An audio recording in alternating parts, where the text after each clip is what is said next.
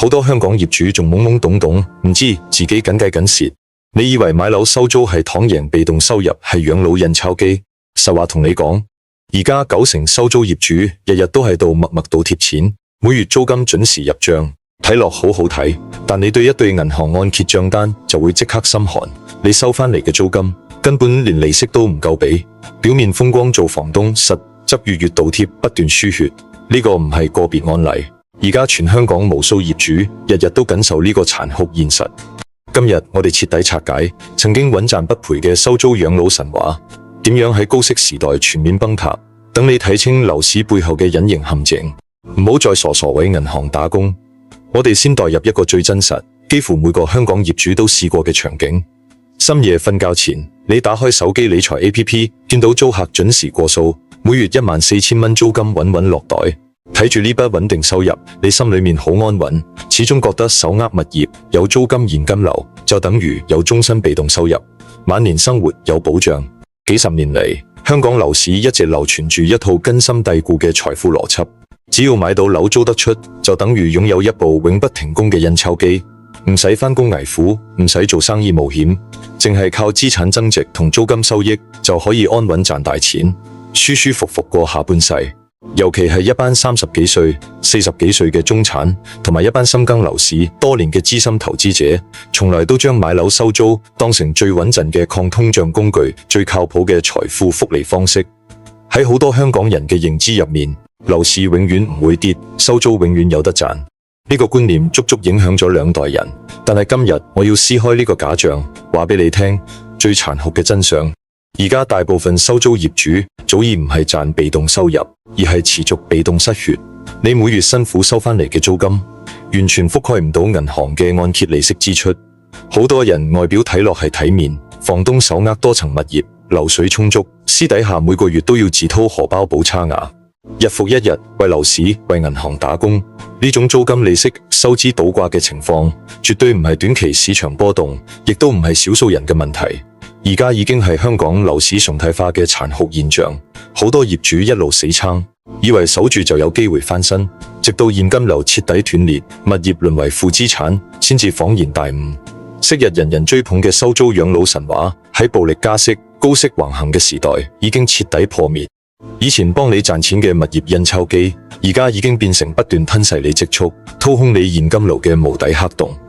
想要真正睇明白今次香港樓市財富大洗牌，搞清楚點解咁多中產業主中招，我哋必須回溯香港樓市幾十年嘅紅利周期，從根源拆解呢場危機嘅成因。過去長一段時間，香港樓市都處於黃金紅利期，低利率、穩升幅、高流動性三者並存，形成一套近乎完美嘅盈利閉環。超低息按揭上車，穩定租金覆蓋月供，樓價年年穩步上漲，三重利好加持之下，樓市幾乎被認定為零風險優質資產。人人都敢入市，人人都敢加槓桿。當年美聯儲長期實行寬鬆貨幣政策，全球資金流動性泛濫，香港依託聯繫匯率國際度，更比利息長期處於低位。市場整體融資成本極低，無論你係自住上車定係投資收租，入市門檻同持有壓力都被壓到最低，造就咗樓市10幾年嘅繁榮盛世。當年嘅樓市環境究竟有幾大賺？講數據俾大家聽，大家就即刻明。昔日香港實際按揭利率長期維持喺 1.5 呢個超低水平。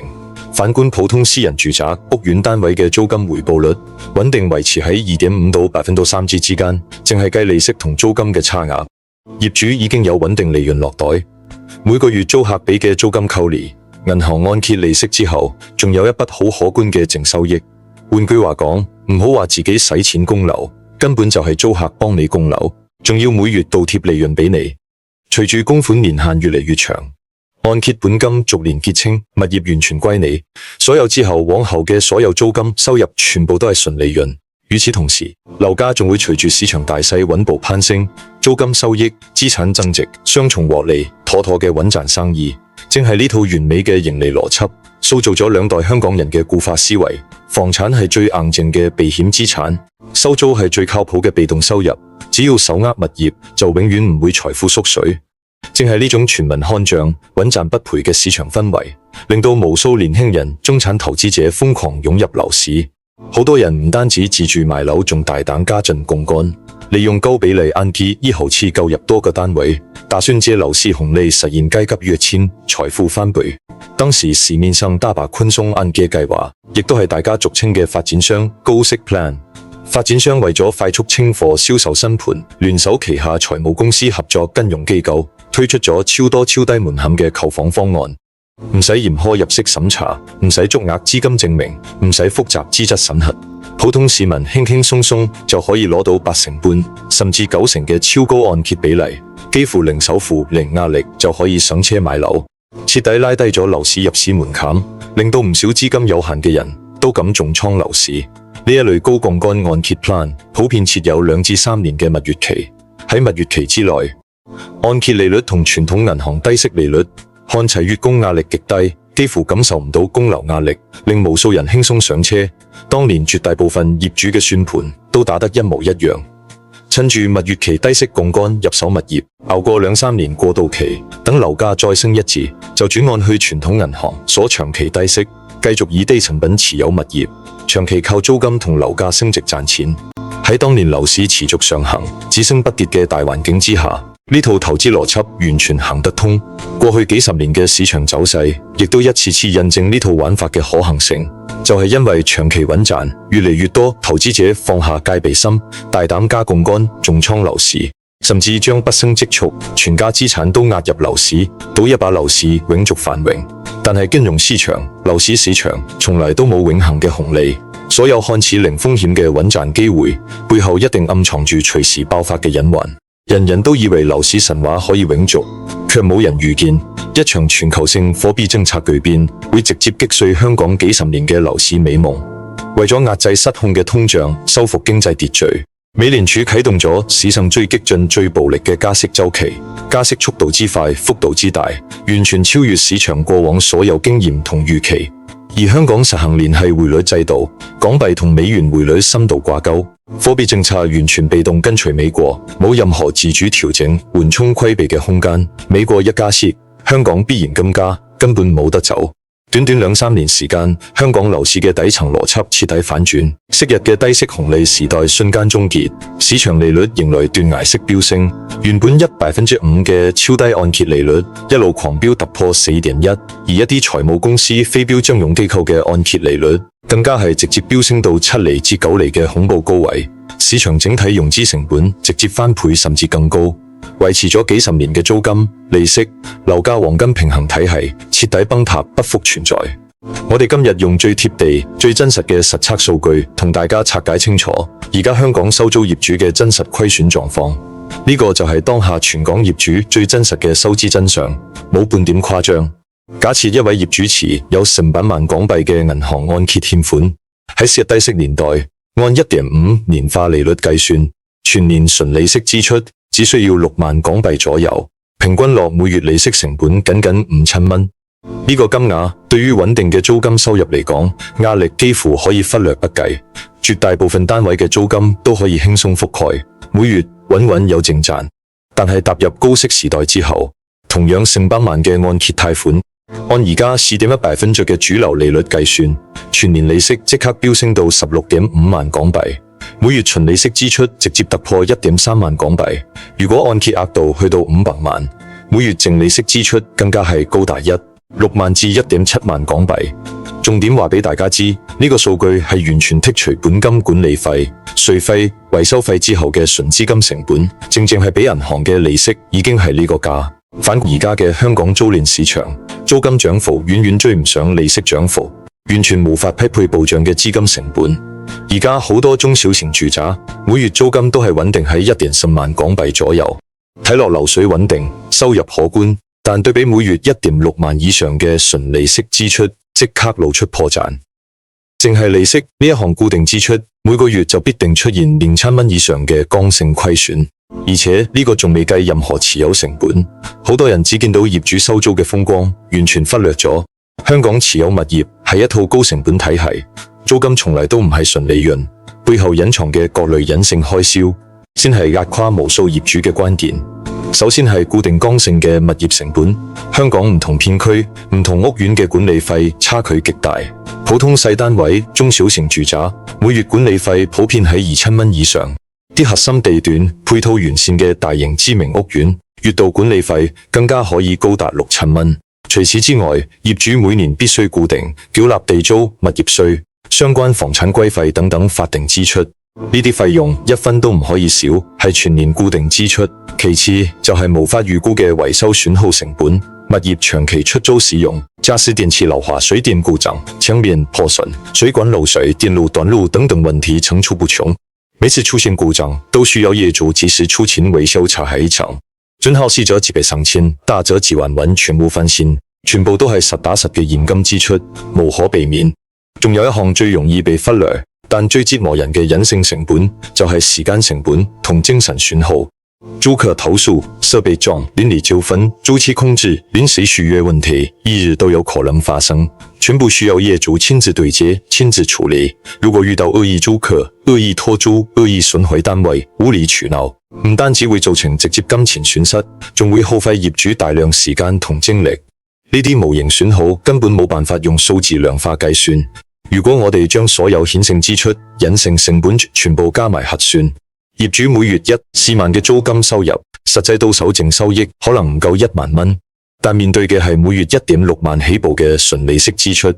收支倒掛嘅缺口不斷拉大，月月倒貼，年年虧損已經係常態。呢個時候，好多人都會心存僥倖，覺得就算短期蝕錢，只要唔賣樓，長期死守住，等市場回暖，樓價回升就可以翻盤，大不了平手離場，都唔會有好大損失。但我可以好肯定話你知，真實樓市遠比你想象中殘酷。絕大多數陷入收支倒掛嘅業主，根本冇機會平手離場，順利脫身。呢個亦都係近幾年香港負資產案例暴增嘅核心原因。自從樓市見頂回落之後，香港整體樓價持續陰跌，整體平均跌幅早已超過2成，部分重災區嘅跌幅更加係嚇人。新界西、大西北、屯門、元朗等郊區片區，仲有昔日大熱嘅啟德新發展區，呢啲區域嘅二手住宅價格跌幅普遍達到3成，部分質素一般、樓層較差嘅單位，跌幅甚至接近4成。大量物業持續貶值，資產不斷縮水，直接將一班高位加槓桿入市嘅業主死死拖入負資產泥潭。好多人唔明負資產有幾恐怖，簡單直白講，就係你間屋而家嘅市場價已經低過你未還清嘅銀行按揭欠款，抵押物價值完全覆蓋唔住負債。呢個係樓市投資入面最致命、最難翻身嘅風險。我哋用一個好真實、好多業主親身經歷嘅案例同大家講解。有業主喺樓市高位時期，以800萬港幣購入一個住宅單位，採用90%高槓桿按揭，向銀行貸款720萬港幣。經歷幾年持續跌價之後，呢個單位而家嘅市場成交價僅僅得500萬港幣左右，但業主剩餘未還清嘅銀行欠款，仲有600萬到700萬港幣。呢個時候，業主如果想賣樓止損、離場脫身，就會面對一個無解死局。賣樓攞返嘅500萬完全唔夠還銀行貸款，想要徹底結清債務、解除按揭合約、擺脫負資產，業主必須自掏腰包拿出300萬現金填補差額。對於普通打工仔、中產家庭嚟講，每月已經持續倒貼利息，現金流緊繃，根本冇多餘100萬現金去填呢個大坑，賣又賣唔出，守又守唔住，走又走唔到。呢個就係無數負資產業主嘅真實困境，只可以硬住頭皮繼續供樓，繼續倒貼，喺日復一日嘅現金流消耗入面死撐。而當年風靡一時嘅發展商寬鬆按揭計劃，就係將呢班業主徹底推向絕境嘅重磅炸彈。呢啲高槓桿按揭 plan 表面上降低入市門檻造福市民，實際上合約入面藏住最陰毒嘅霸王條款。合約白紙黑字寫明，2至3年蜜月期結束之後，即刻取消銀行優惠低息，利率大幅跳升，直接對齊財務公司高息標準，利率飆升到7厘至9厘，係常規操作。當年90%以上嘅購房者都犯咗同一個認知錯誤，以為熬過3年蜜月期就可以順利轉按去傳統銀行，繼續鎖低息，輕鬆供樓，完全忽略咗樓市大跌之後，銀行估值體系、放貸政策嘅全面收緊同巨變。好多業主蜜月期一結束，即刻興沖沖去銀行申請轉按揭，結果100%被拒貸，冇得傾。核心原因好簡單，短短3年時間，物業市值大幅縮水，銀行會按照最新市場成交價重新估值，重新核定貸款額度。當年800萬買入嘅單位，估值跌到成550萬，銀行按照70%放貸比例計算，只可以批出380萬貸款，但業主剩餘嘅按揭欠款仲有700幾萬，中間存在300幾萬嘅巨額資金缺口。呢筆巨款，銀行絕對唔會兜底，必須業主自己全額補足。當初選擇呢個按揭 plan 就係因為資金不足，想靠槓桿上車。而家邊度攞幾百萬現金填數？轉按失敗成為必然結局，轉貸無門、無路可走嘅業主，只可以被迫繼續持有財務公司嘅超高息按揭，7厘到9厘嘅恐怖利率，令月供利息再度暴漲。原本4.1利率之下1.4萬租金對1，6萬利息已經月月蝕錢，而家利率飆升1倍以上，每月利息支出直接突破2萬港幣，租金收入連一半利息都覆蓋唔到，每月現金流虧損直接翻倍。昔日幫你賺錢嘅資產，徹底變成純粹吸血嘅負債，日日掏空你嘅積蓄。比起高息蝕錢更恐怖嘅係財務公司嚴苛到極致嘅風控同追訴機制，呢個先係壓垮業主、引發大規模斷供收樓嘅終極導火索。傳統銀行對於短期逾期資金周轉困難嘅客戶，一般都會有一定緩衝期、彈性處理空間，但財務公司完全唔一樣，佢哋對抵押物價值波動極度敏感，風控體系極度激進。一旦樓市持續陰跌，物業估值不斷下滑，財務公司監測到業主物業價值縮水，持續收支倒掛，現金流緊張之後，就會即刻啟動終極風險機制，追補保證金。財務公司會限定極短時間，一般係14日到1個月之內，要求業主一次性補繳幾十萬，甚至上百萬嘅現金保證金，用嚟填補物業估值缺口，保障貸款安全。對於已經月月倒貼、現金流瀕臨斷裂嘅業主嚟講，呢筆巨款根本冇可能攞得出好多，業主唯有四處問親戚朋友拆借，四處周轉，最終依然無力填補缺口，徹底觸發違約斷供。一旦持續違約，補唔到保證金，交唔到月供利息，財務公司絕對唔會手軟，即刻向法庭申請收樓令，將物業納入法院拍賣流程，而且法批定價極度殘酷。為咗快速變現，規避後續樓價繼續下跌嘅風險，財務公司會刻意大幅壓低開盤價，最終成交價普遍比市場價低2成甚至3成。市值500萬嘅物業，發拍隨時淨得350萬、400萬。呢種超低價成交睇落係買家執筍盤，實則會引爆成個片區嘅樓市災難，亦即係破壞力極強嘅連環發拍踩踏效應。好多業主都有一個致命誤區，覺得自己從來唔逾期、準時交工、信用良好，自己嘅物業就唔會受市場發拍影響。但大家要知，香港銀行嘅估值系統係全域聯動，數據實時更新嘅片區入面，只要出現一單低價發拍，成交系統就會即時收錄呢個數據，並且以呢個低價為參考，下調成個片區所有同類單位嘅估值。無論你幾準時供樓，徵信幾好，你名下物業嘅價值都會被動縮水，完全冇得比，就此形成一個無解嘅惡性循環。單一物業低價黑價台，更多業主資產縮水，淪為負資產，更多人現金流崩盤，被迫斷供更多。低價發拍房源流入市場，樓價進一步下跌，市場信心徹底崩塌，循環往復之下，樓市陷入無止境嘅陰跌踩踏。原本僅僅小幅虧損嘅業主，被連鎖效應拖入深度虧損泥潭，就連昔日優質零風險嘅靚單位都被動淪為貶值資產。我哋再延伸一個好多人唔敢面對嘅深層假設，亦都係未來最大嘅樓市隱患。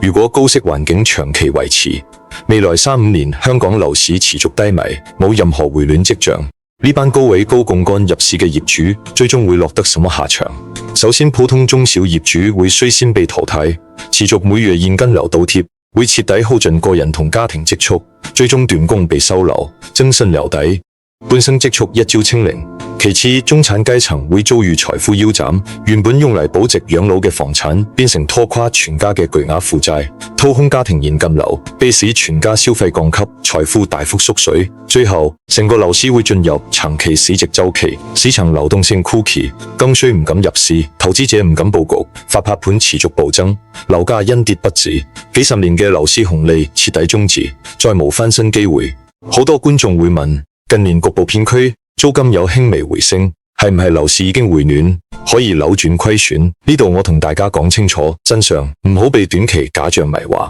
而家嘅租金小幅反彈，純粹係短期人流回流，內地學生赴港，短期租賃需求增加造成嘅階段性現象，根本唔係樓市基本面回暖。租金上漲係短期局部脆弱嘅，但利息成本上漲係長期剛性傳溢嘅，樓價下跌係系統性持續性嘅，租金漲幅遠遠絕對唔上利息成本，漲幅更加填補唔到資產貶值嘅巨大缺口。輕微租金回暖只可以稍微減慢虧損速度，完全逆轉唔到整體虧損結局。縱觀今次香港樓市嘅財富大洗牌，本質就係時代紅利落幕，全球貨幣政策巨變，樓市槓桿風險集中爆發嘅必然結果。過去幾十年嘅低息紅利，造就咗買樓收租必賺嘅全民神話，令幾代香港人固化認知，覺得房產永遠保值，收租永遠穩賺。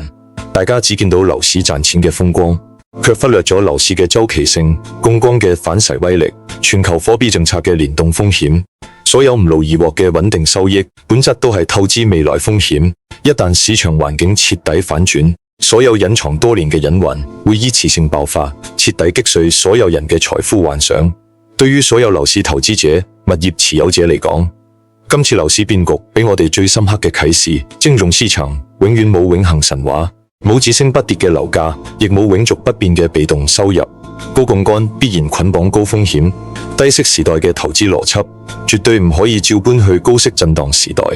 盲目迷信過往經驗，固守老舊，認知忽視人性風險，最終一定會被市場無情收過。尤其是槓桿持有嘅收租物業，一旦進入收支倒掛週期，唔單止賺唔到錢，仲會持續吞噬你嘅現金流，拖垮你嘅家庭資產結構，由資產徹底變成負債。而家嘅香港樓市早已告別閉着眼賺錢嘅黃金年代，進入咗高風險強波動、重風控嘅全新階段。未來樓市投資再都唔係賭升值、賭紅利，而係控槓桿、控成本、防貶值、防踩踏。仲抱住收租養老、房產保值老舊思想嘅朋友，只會喺一次次市場波動入面持續虧損、被動出局。